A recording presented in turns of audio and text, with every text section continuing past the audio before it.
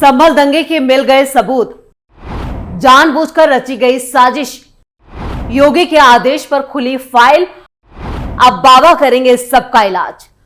नमस्कार, आप सभी का बहुत बहुत स्वागत है। आप देख रहे हैं स्पेशल स्टोरी, मैं हूं परवीन शेख। योगी सरकार के गृह विभाग ने संभल की पुलिस और जिला प्रशासन से पूछा है कि 1978 के दंगों का पूरा सच खंगाल कर पेश किया जाए। पुलिस प्रशासन अपनी कार्रवाई में जुटा है क्योंकि बीजेपी के एमएलसी श्री चंद्र शर्मा ने विधान परिषद में सवाल पूछा है कि 1978 के संभल दंगों का पूरा सच बताया जाए।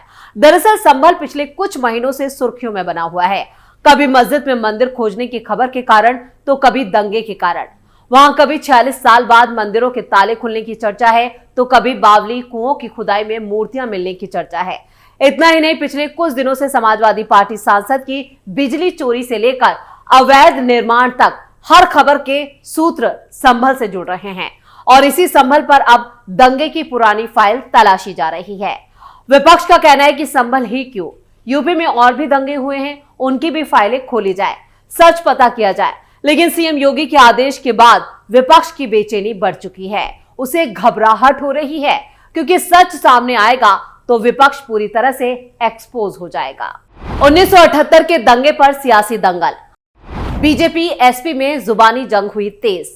संभल हिंसा को लेकर अब राजनीति और तेज होती दिख रही है। इस पूरे मामले को लेकर समाजवादी पार्टी पर भारतीय जनता पार्टी ने पलटवार किया है।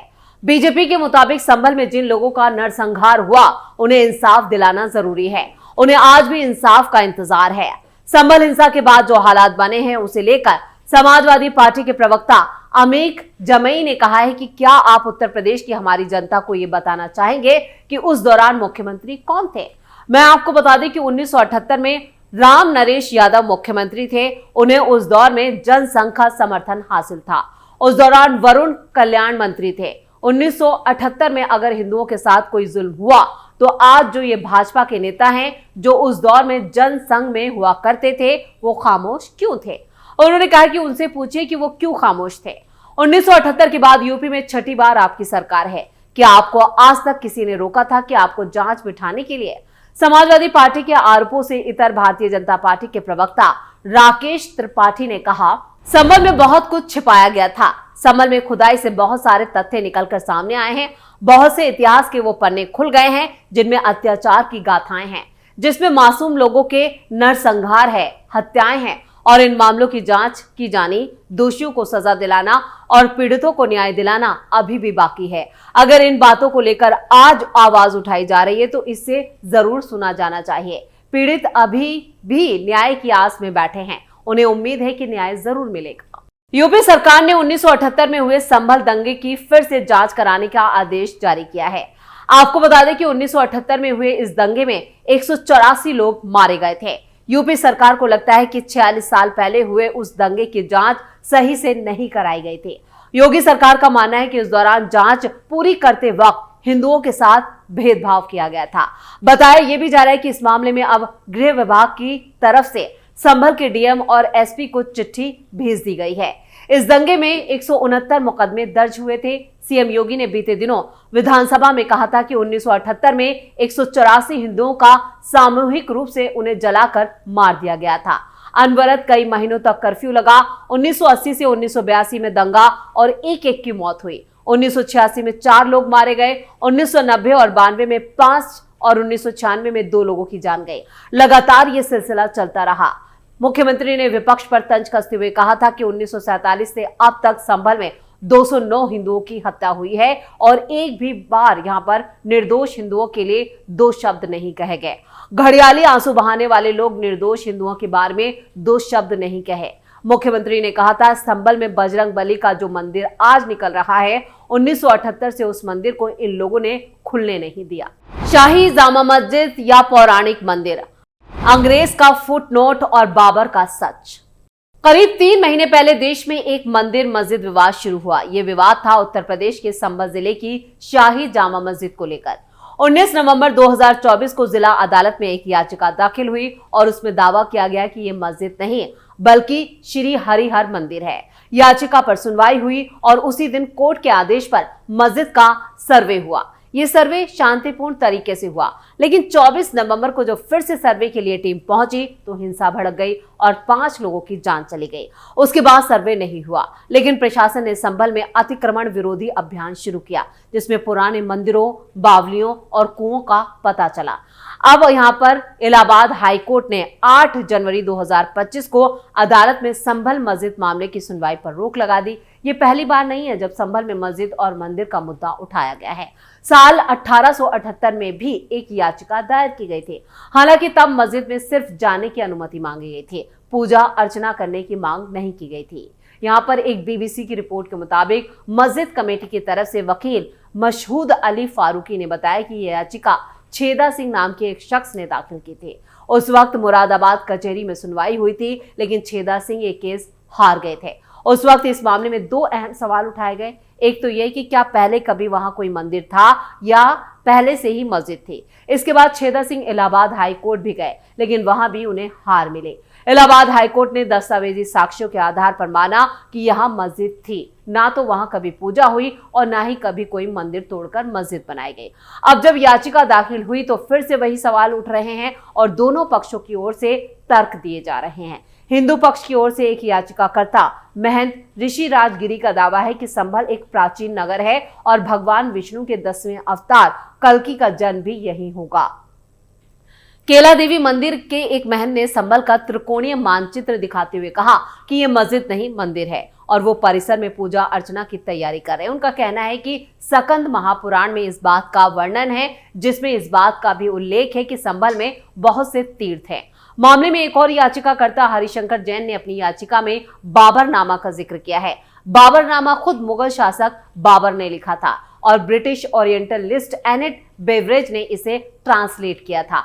यह बाबर के दौर का एक प्रमुख स्रोत है। 12 साल की उम्र में बाबर ने बाबरनामा लिखना शुरू किया और 1530 तक लिखा। 1531 में यह प्रकाशित हुआ। इसमें 3 मस्जिदों का जिक्र है, जिनमें संभल की जामा मस्जिद भी शामिल है। हालांकि अमेरिकी इतिहासकार हार्वर्ड क्रेन ने एक research paper patronage of Zahir al Din Babur लिखा था, जो 1987 में प्रकाशित हुआ। हार्वर्ड क्रेन ने कहा कि बाबरनामा में संभल की मस्जिद का उल्लेख नहीं है। वो लिखते हैं कि हिंदू बैग बाबर के साथ काबुल से आए थे और उन्हें संभल का प्रशासक नियुक्त किया गया। वहीं बाबरनामा का अनुवाद करने वाले एनेट बेवरेज ने इंग्लिश ट्रांसलेशन में एक फुटनोट या अनुवादक की टिप्पणी जोड़ी, जिसमें कहा गया कि हिंदू बेग ने बाबर के आदेश पर संभल में मस्जिद बनवाई थी। उन्होंने स्थान पर मंदिर होने की संभावना भी जताई थी। यानी जो अब दस्तावेज मिल रहे हैं, जो तथ्य खुदाई के दौरान सामने आ रहे हैं, जो बावलियां सामने आ रही हैं, वो भी ये यहाँ पर साबित करते हैं कि वहां पर मंदिर था।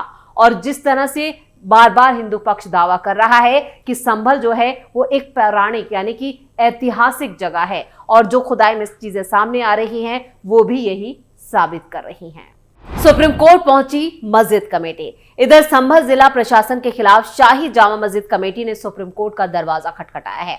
कमेटी ने अपनी याचिका में मस्जिद की सीढ़ियों और प्रवेश द्वार के पास स्थित निजी कुएं के संबंध में यथास्थिति बनाए रखने के लिए आदेश देने की गुहार लगाई है। शाही जामा मस्जिद कमेटी ने अपनी याचिका में यह मांग की है कि सुप्रीम कोर्ट की अनुमति के बिना इस संबंध में कोई कार्रवाई या कदम न उठाया जाए। साथ ही संबल जिला मजिस्ट्रेट को निर्देश देने की मांग करते हुए कहा है कि प्रशासन शांति और सौहार्द स्थापित करने के लिए समुचित कदम उठाए। सुप्रीम कोर्ट पहुंची कमेटी ने कहा है कि जिला प्रशासन इलाके में पुराने मंदिर और कुएं तलाशने में जुटा है। इतना ही नहीं, शाही जामा मस्जिद कमेटी के चेतावनी के बावजूद मस्जिद के पास बने कुएं में जांच की गई। प्रशासन का ये काम किसी भी तरह शांति और सौहार्द स्थापित करने का नहीं था। संभल की शाही जामा मस्जिद को लेकर दावा किया गया है कि प्राचीन काल में ये हरिहर मंदिर था। इसको लेकर 19 नवंबर 2024 को सिविल कोर्ट में याचिका दायर की गई थी और उसी दिन सिविल जज सीनियर डिवीजन आदित्य सिंह ने मस्जिद के अंदर सर्वे करने का आदेश जारी कर दिया था। अदालत ने रमेश सिंह राघव को एडवोकेट कमिश्नर नियुक्त किया और उसी दिन शाम को करीब 4 बजे सर्वे के लिए टीम मस्जिद पहुंच गई और करीब 2 घंटे तक सर्वे किया गया। 24 नवंबर को हुई थी संभल में हिंसा। हालांकि उस दिन सर्वे का काम पूरा नहीं हुआ। इसके बाद सर्वे की टीम 24 नवंबर को जामा मस्जिद पहुंची। दोपहर में मस्जिद के अंदर सर्वे हो रहा था और इसी दौरान भारी संख्या में लोग जमा हो गए। भीड़ ने पुलिस की टीम पर पत्थर फेंके, जिसके बाद अफरा तफरी का माहौल हो गया और इस दौरान हिंसा में 5 लोगों की जान चली गई। ये हिंसा के बाद से ही संभल सुर्खियों में बना हुआ है। आगे कोई आपराधिक कृत्य ना हो, इसके लिए जामा मस्जिद के सामने खाली पड़ी जगह पर भी सत्यव्रत पुलिस चौकी का निर्माण किया जा रहा है, जिसको लेकर मुस्लिम संगठनों और मौलानाओं में हड़कंप मचा हुआ है। यानी प्रशासन और पुलिस की मौजूदगी भी इन मौलाना गैंग को नागवार गुजर रही है। इसलिए एक बार फिर मस्जिद कमेटी ने सुप्रीम कोर्ट का रुख किया है। अब देखना ये होगा इस पूरे मामले को लेकर सुप्रीम कोर्ट का क्या रुख रहता है, लेकिन संभल फिलहाल सुर्खियों में बना हुआ है और संभल से जो तथ्य और जो सबूत सामने आ रहे हैं उसने मुसलमानों में एक तरह से हड़कंप मचा कर रखा है और मौलवी और जितने भी यहाँ पर मुस्लिम संगठन हैं और मुस्लिम नेता हैं वो बार बार कोर्ट का दरवाजा खटखटा रहे हैं, क्योंकि अब सच सामने आने लगा है। इसी के साथ स्पेशल स्टोरी में इतना ही। वीडियो कैसा लगा कमेंट करके अपनी राय जरूर दें। वीडियो को लाइक करें, शेयर करें और कैपिटल टीवी को सब्सक्राइब जरूर करें। धन्यवाद।